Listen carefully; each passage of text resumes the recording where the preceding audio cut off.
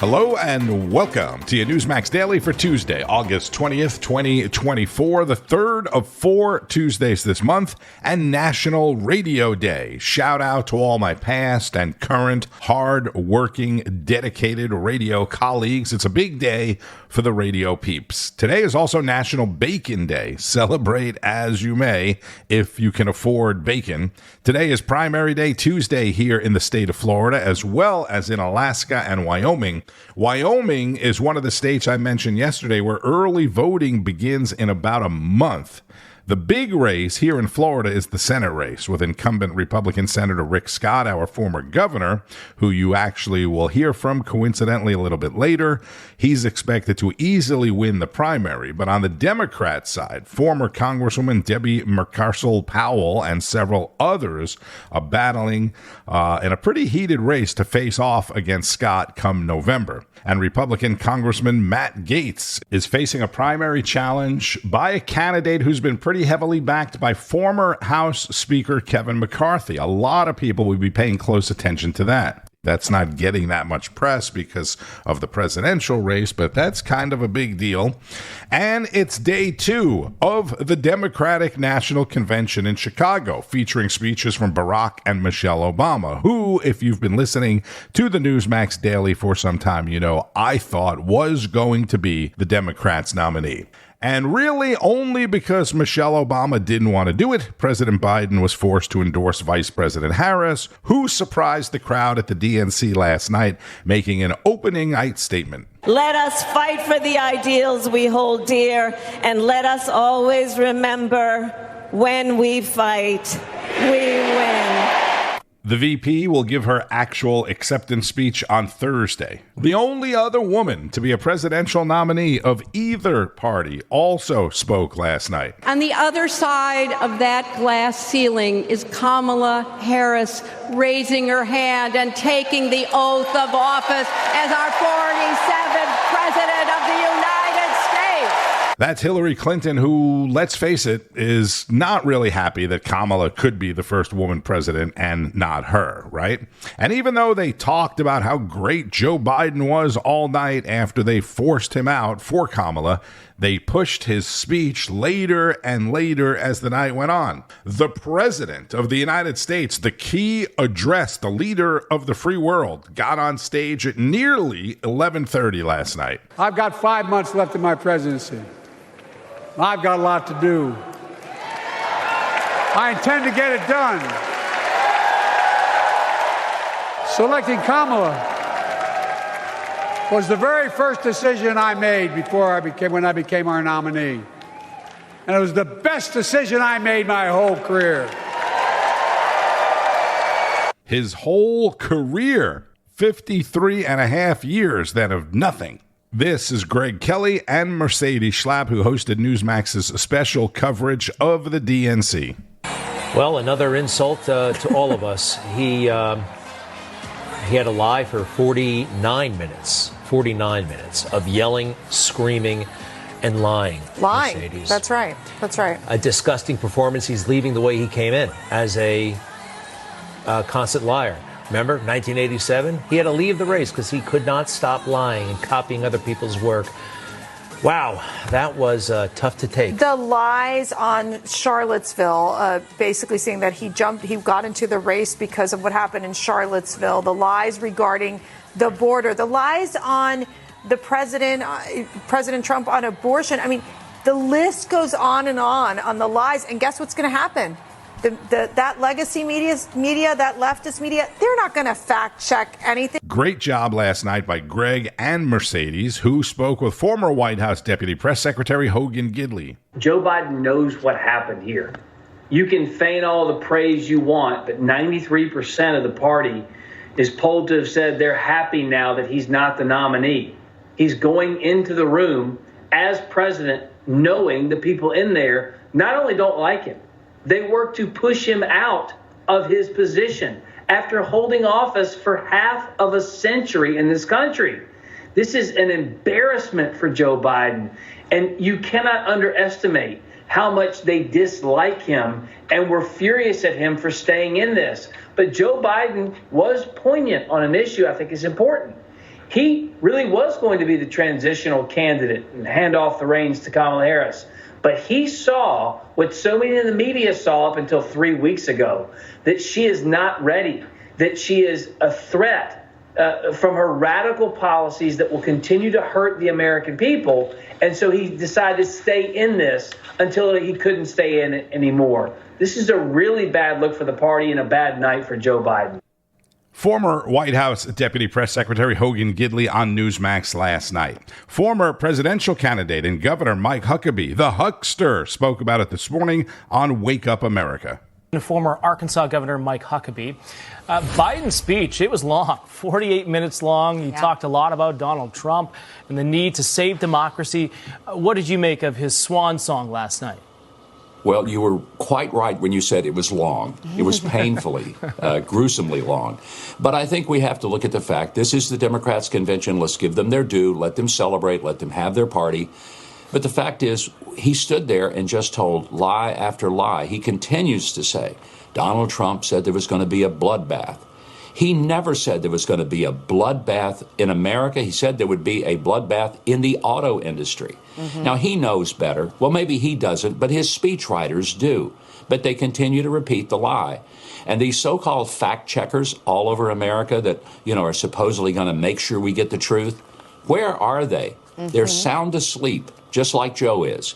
And it's just sad, but lie after lie after lie, misrepresenting what Donald Trump said. And all I can do is hope that the American people will do two things.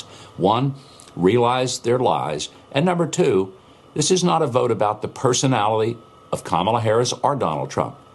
This is a vote about the policies that will shape the future of our nation. And if they want more of inflation, runaway immigration, a mess all over the world, it's simple. Vote for Harris. If they'd like to get back where they can afford bread, butter, bacon, vote for Donald Trump. Good point. Yeah, during his speech, we heard a lot of lies last night. He also rejected reports that he's still angry at the Democratic elites who pushed him to step aside. Take a listen. It's been the honor of my lifetime to serve as your president. I love the job, but I love my country more. And all this talk about how I'm angry at all those people who said I should step down, that's not true.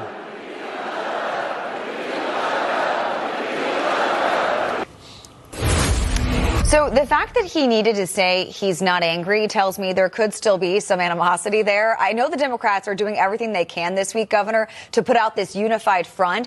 But in your opinion, does the scene outside the DNC with the protesters and the uncommitted vote only continue to create a rift in this party? Are those anti-Israel protesters going anywhere before November 5th? I doubt it. And I think the frightening thing is that these are people out there basically saying we support Hamas. They may say it's free Palestine. These are idiots.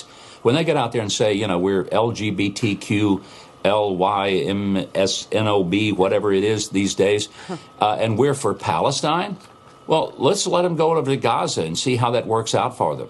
Yeah. They don't even know what they're protesting for. They have no idea. They're clueless. But here's the point. These are the Democrats that are angry at their own party because it's not radical enough, and it's pretty doggone radical. So, yeah, I think they've got a problem with that.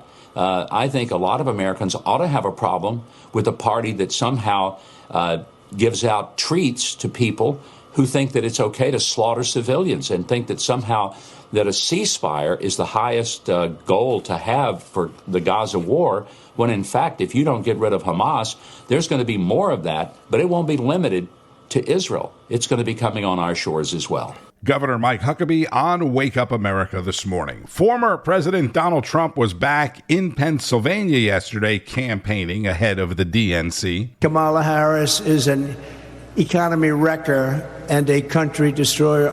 Kamala puts America last. I put America first. That was in York, Pennsylvania. Republican vice presidential nominee J.D. Vance was in Philadelphia taking questions from reporters. Yes, taking questions.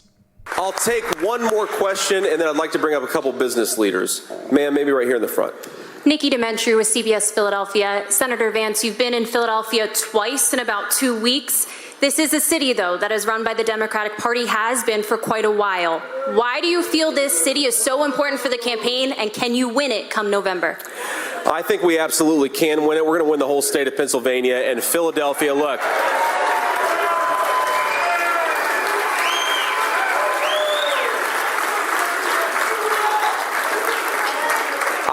I'd ask voters in Philadelphia and across the whole state a very simple question. Has your life been better off under Democrat leadership? Have your communities gotten safer under Democrat leadership? Have your wages kept up with affordability under Democrat leadership? And because the answer is no, I think that Americans, Pennsylvanians, and the citizens of this city are ready for a change. They're ready for the presidency of Donald J. Trump. Former Pennsylvania Senator and Newsmax contributor Rick Santorum was also on Wake Up America talking about the importance of Pennsylvania to the race. How crucial is it for Trump to win Pennsylvania? Well, if he wins Pennsylvania, he's going to win the election. That really is true probably either way. Whoever wins Pennsylvania, given how all the other states are breaking down, it's the biggest prize of the swing states, and it will be the determiner. And that's why I think you see both candidates focus a lot on it. And I'm really happy that Donald Trump is back in Pennsylvania, and he's back doing something which I think he needs to do more and more of, which is focus events on the extreme nature of Kamala Harris and her policies. And he's going to York today to focus on manufacturing, talk about what they've done to destroy manufacturing in this country, with the regulatory burdens that they put on them, the fact that they haven't been tough on our competitors, whether it's China or Mexico, whatever the case may be. He's going to go down and chapter and verse very pointedly talk about the differences between what Harris has done to working men and women in this country as president and vice president with Joe Biden, and what he did. And the reality is, no one has been better for working Americans, for manufacturing, for energy, for the blue collar jobs that really pay really well in America. No one did more for those jobs and grew them more than Donald Trump. And no one has been more harmful than Biden and Harris. He really has started to stick to the policies with Harris. And that's a good game plan right now as they head into the DNC. But I want to get to this because the polls show a different story. A new CBS YouGov poll has Harris carrying a nationwide lead here of 3 points against Trump. But in the 7 battleground states, they are in a 50-50 dead heat. Trump appears to have lost a little bit of momentum here with the polls like these showing that they're tightening the numbers here. But does Harris maintain this polling momentum? We're now going to get a chance here at the DNC where she might have to take some questions. And especially with her views here on the economic policy, do you see that these polls are going to shift coming? I think the reality is for the next week or so, these polls are probably going to stay the same, if not get better for Harris. I don't think she will do any interviews around the Democratic National Convention. You saw Gretchen Whitmer. You're just showing her. She sends her surrogates out to cover for her and to obfuscate for her. She's going to keep to the script. And as long as the media will allow her to go without doing any kind of real interviews, they will go. It may be not until the debate on September 10th before we see an unscripted Kamala Harris. And the reason is because they know when she gets off script, she's really bad, and they don't want the American public to see it. Now, fortunately for Trump and the campaign, and for media, and for honest media sources like Newsmax, we have lots of unscripted moments of Kamala Harris that we can replay. But the reality is, until she says something off script and new, that most Americans who aren't watching cable news and aren't watching Newsmax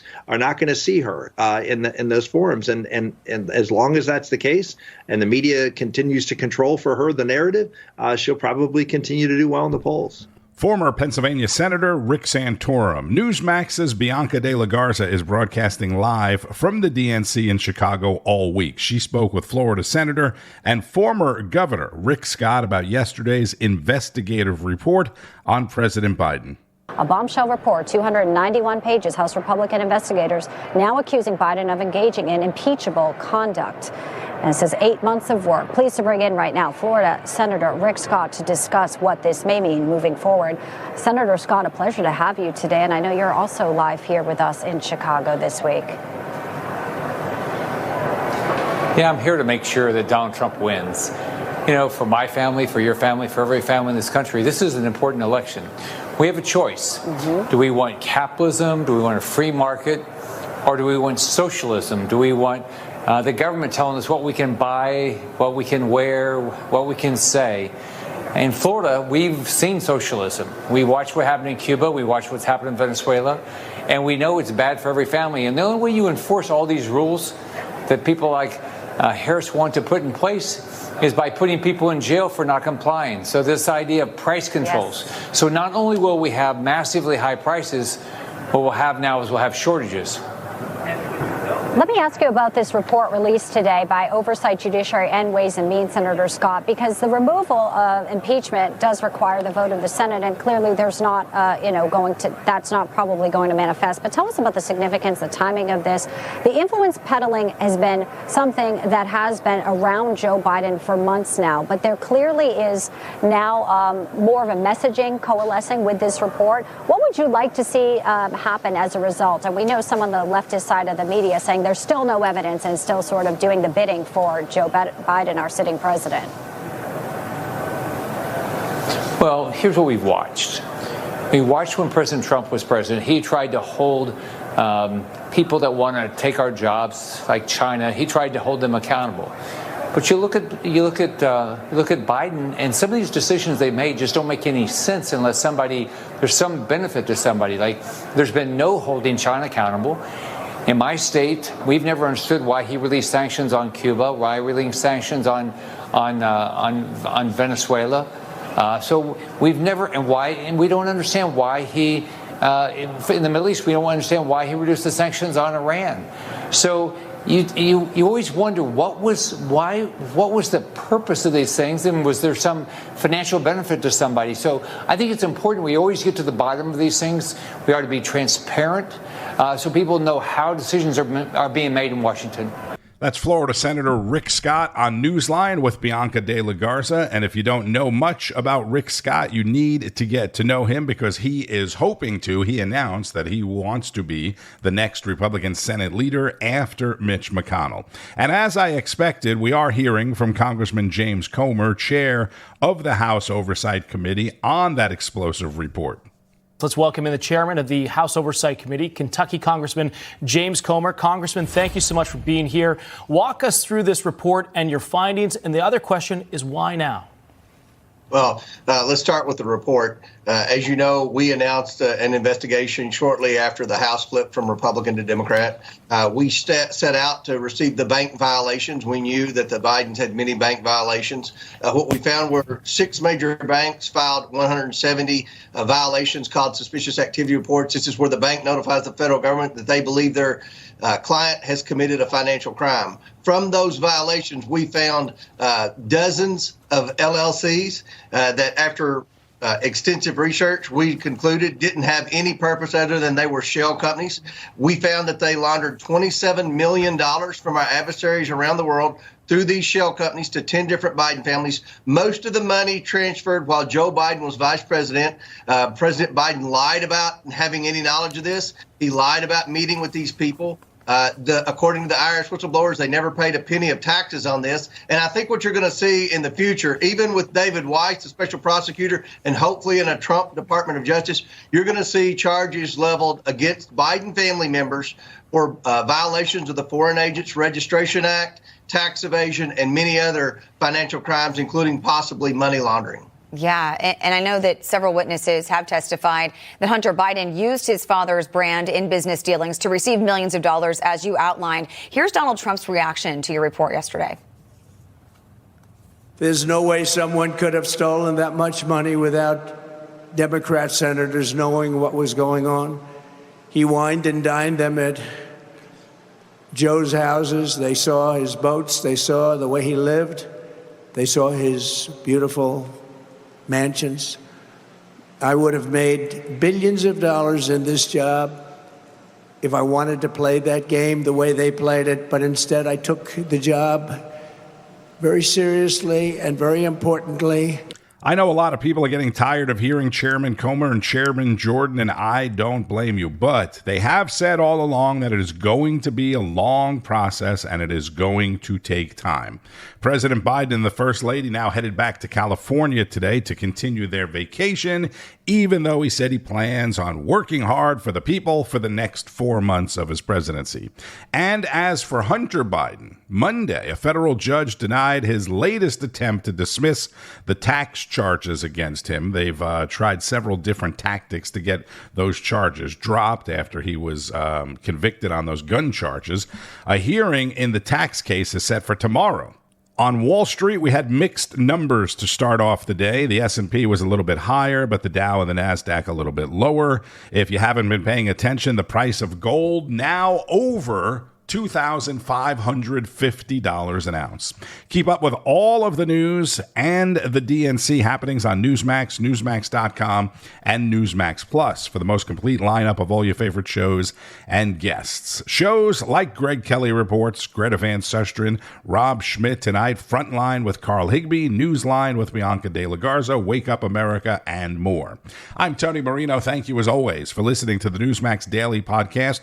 Share it with your friends and family, and make sure you subscribe on whatever podcast platform you're listening on. Be sure to check out some of the other great Newsmax podcasts as well, like Greg Kelly's podcast, The Rob Carson Radio Show, and Jerry Callahan. And again, happy Radio Day, National Radio Day, to all my radio colleagues. Man, some good times over the years. And keep on fighting the good fight. News breaks every minute, every day. You need the app, the Newsmax app.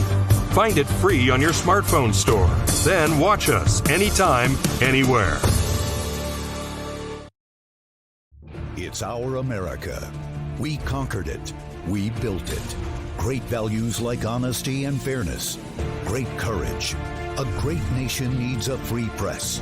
Newsmax is it. 30 million Americans regularly go to Newsmax when they really need to know. They watch Newsmax TV at home. On the free Newsmax app, they go to Newsmax.com. Start today. Newsmax is real news for real people.